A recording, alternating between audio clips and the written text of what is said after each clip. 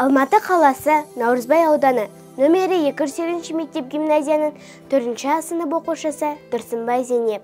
Мұқағали Мақатаев. Фаризаға. Фаризажан, Фариза қыз. Өмірде ақындардың бәрі жалғыз. Шыдай, ақыры жалығармыз. Бірімізден біріміз арылармыз.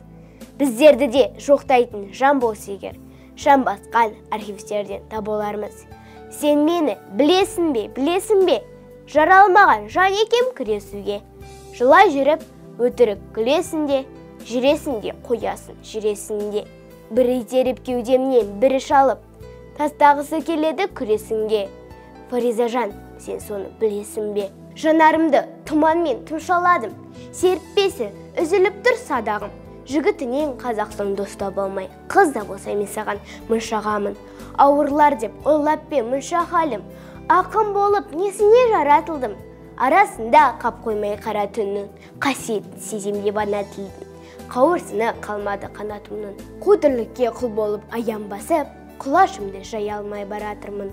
Момын едім, жақсы едім, ұян едім, аттап өттім олардың қия белін. Енді міне қауқарысыз құрашуды жия бергім келеді, жия бергім. Маңдайымнан сипаған жан болса, енді қалған өмірімді қияр едім. Білмеймін, бұзықпын ба, жындымын, қуамын ба, кеп тұрады тілегім мұнды мұңға. Енді қалған өмірді құрдымында, өлтірсе де көнбеймін жырдығымға. Нөл болады деп айтам жалтармаймын, көбейтсен де қаншама мұнды мұңға.